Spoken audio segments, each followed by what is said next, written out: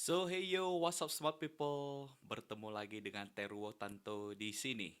Nah, saya Teruo Tanto, member of Raw Talent, kembali akan sharing mengenai public speaking. Nah, pada topik yang lalu kita telah membahas apa-apa saja yang dibutuhkan untuk menjadi seorang sosok public speaker yang super. Ya, tentu smart people masih familiar dan masih segar dalam ingatan kita apa itu IBC, ya. Nah, pada episode yang lalu saya menjelaskan mengenai introduction, body, and closing. Yang mana IBC ini adalah tiga bagian penting terstruktur dalam satu speech isi pembicaraan. Nah, so smart people, kali ini di episode berikutnya saya akan membahas mengenai dua faktor penting yang bisa membuat speech Anda semakin enak didengar.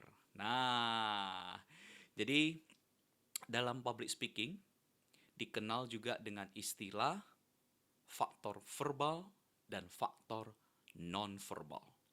Nah, tentu kita semuanya pada bertanya-tanya, Coach, apa sih faktor verbal itu? Dan apa sih faktor non-verbal itu? Don't worry, mari kita bahas. Yang pertama, faktor verbal. Verbal berasal dari kata verb, kata kerja ya. Bahasa Inggris itu verb adalah kata kerja. Jadi yang berhubungan dengan verbal itu dia erat kaitannya dengan kata-kata, kalimat, bahkan tulisan. Jadi yang sifatnya itu bisa diungkapkan dengan kata-kata, bisa diungkapkan dengan kalimat. Itu adalah faktor verbal yang menjadi salah satu faktor penting di dalam public speaking. Nah, faktor verbal itu yang pertama yang akan kita bahas adalah mengenai kualitas suara kita, vokal kita. Ya, kualitas suara, vokal.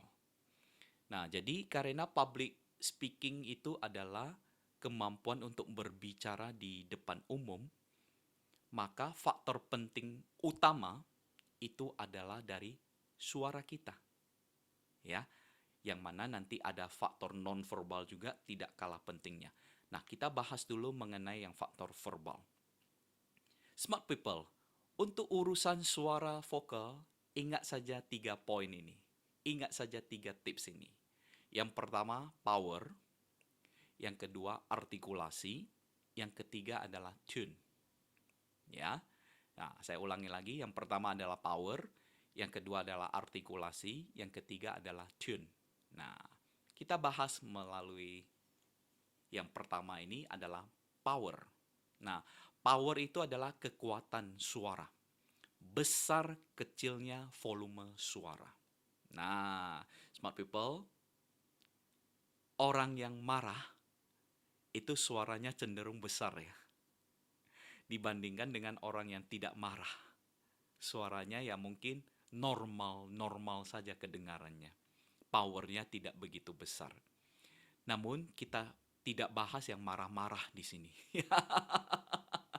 Yang akan kita bahas adalah power besar kecilnya volume suara kita akan berpengaruh signifikan di dalam pembawaan kita sebagai seorang public speaker atau pembicara. Nah, jadi kalau kita berbicara dengan power yang terlalu kecil, orang-orang akan cenderung ngantuk.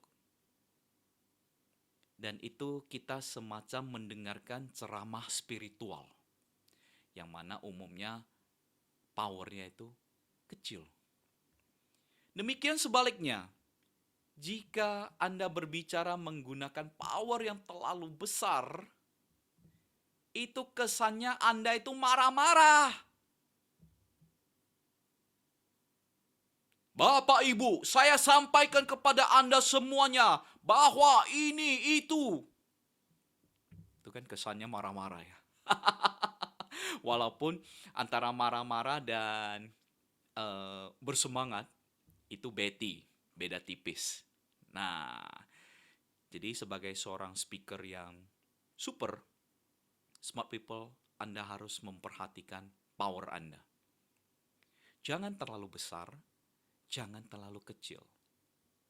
Dan ingat dan catat ini, bahwa penggunaan power itu disesuaikan dengan isi pembicaraan Anda. Ya, jika Anda ingin mengingatkan sesuatu, if you want to remind something, cenderung gunakan power yang besar. Atau Anda ingin orang mengingat pesanmu secara utuh. Bapak Ibu, perhatikan hal-hal berikut. 1. Ya, dibandingkan dengan Bapak Ibu, perhatikan ya, hal-hal penting. Penting sekali. 1. Ngantuk orang. Nah, cukup jelas ya mengenai power smart people. Nah, kemudian yang nomor 2 adalah artikulasi. Artikulasi itu adalah pemenggalan kata-kata atau jeda yang tepat di dalam satu kalimat yang panjang. Ya, satu kalimat yang panjang. Contoh, kalimatnya tertulis atau terdengar begitu. Bagaimanapun juga Rhode Island selalu lebih unggul.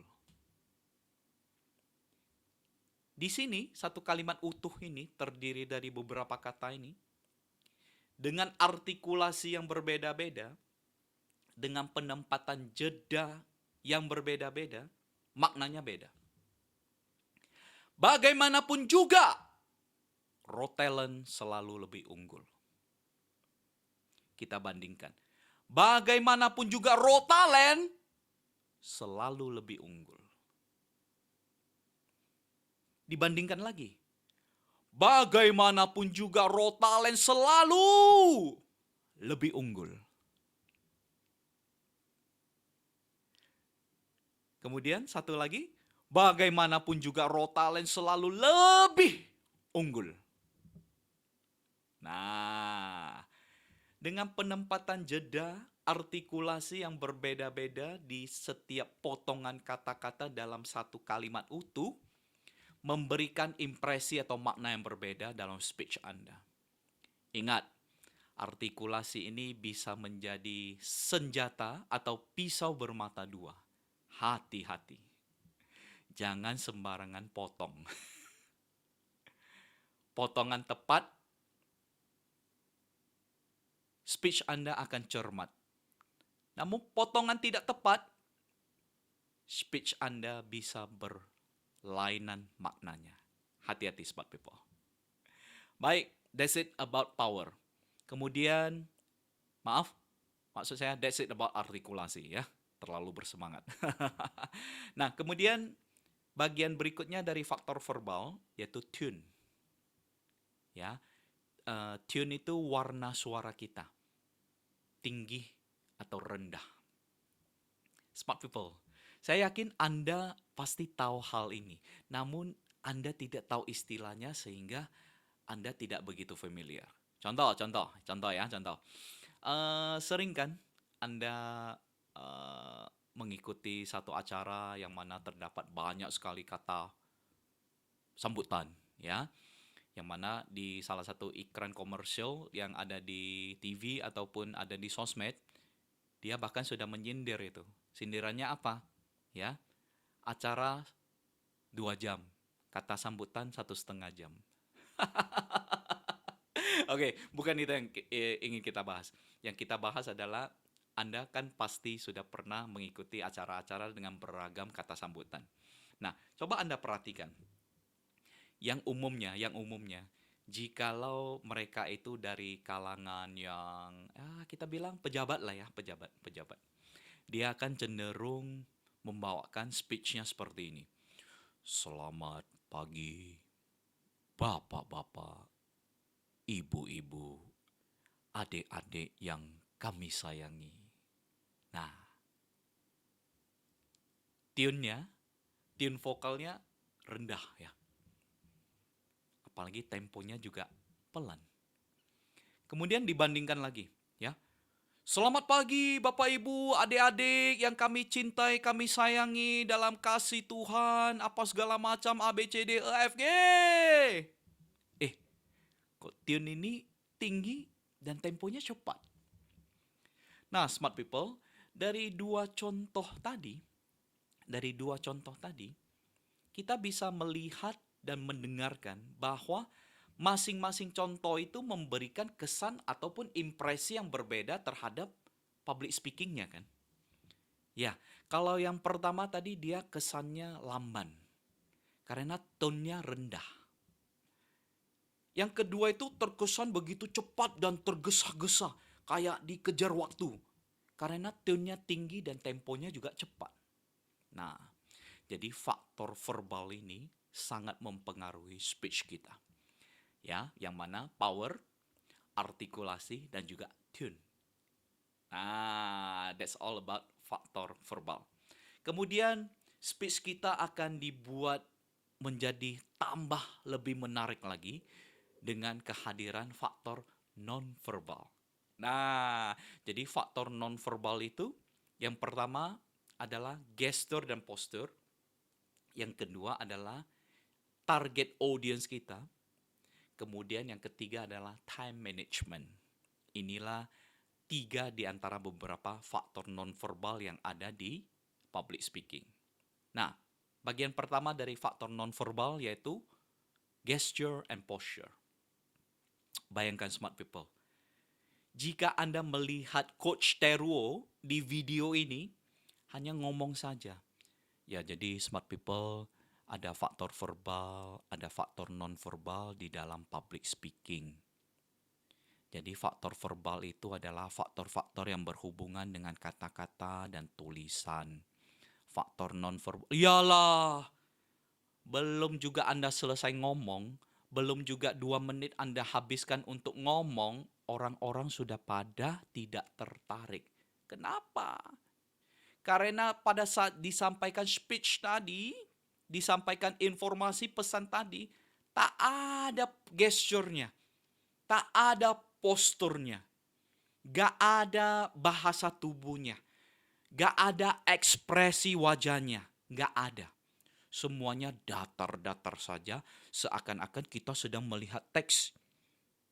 Dan kita berbicara itu robotic speech. Bagaikan robot yang sudah terprogram.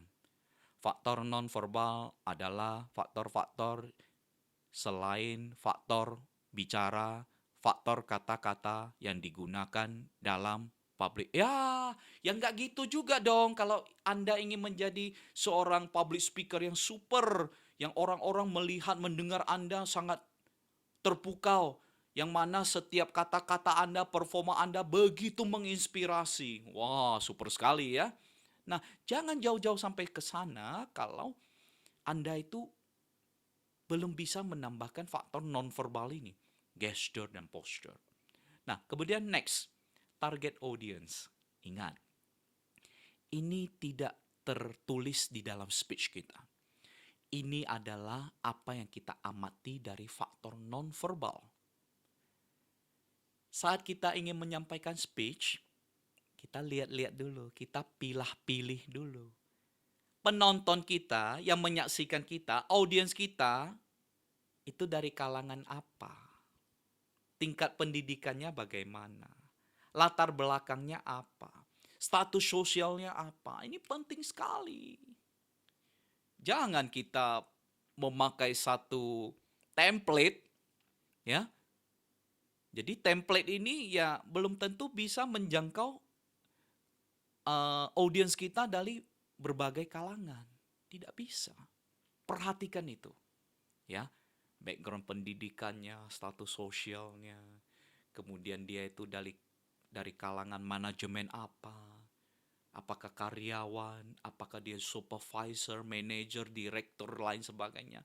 Itu sebagai seorang pembicara, Anda harus bisa pilih-pilih. Ya. Nah, kemudian faktor ketiga dari faktor nonverbal, time management. Penting sekali, penting sekali. Ingat, bagi seorang pembicara, siapapun kita yang profesinya pembicara, kita itu ada guideline-nya, ada panduannya yaitu durasi. Durasi. Bukan jam ya. Kalau jam semua orang sama, 24 jam. Tak kurang tak lebih ya. Kecuali udah koit. Durasi. Time management.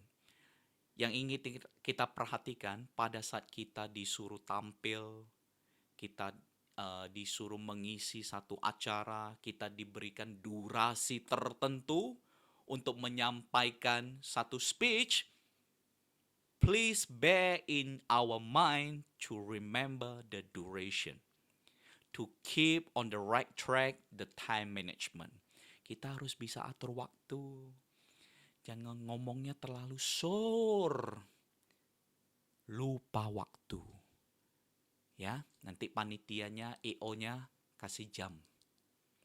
Kalau kita tidak lihat lagi, nanti dikasih selebaran. Pak, waktu Anda habis. Malu. Sebagai seorang speaker, apalagi Anda ini akan menjadi the next super public speaker berikutnya. Perhatikan time management. Ya. Ngomong itu harus ada poinnya. Ingat IBC-nya. Ngomong itu harus terstruktur, teratur, dan terukur. Nah, jadi hal-hal semacam ini yang mungkin saja tidak Anda dapatkan di luar. Dan saya menyampaikan ini dengan maksud dan tujuan kita bisa membuka wawasan kita terhadap hal-hal baru yang belum kita ketahui.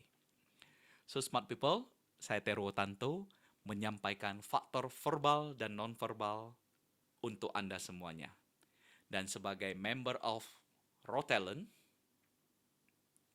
saya menyampaikan pesan ini dengan maksud dan tujuan untuk berbagi khususnya di bidang ilmu pengetahuan untuk Anda semuanya sehingga kualitas hidup Anda akan jauh lebih baik lagi, pengetahuan dan ilmu Anda akan jauh lebih banyak lagi.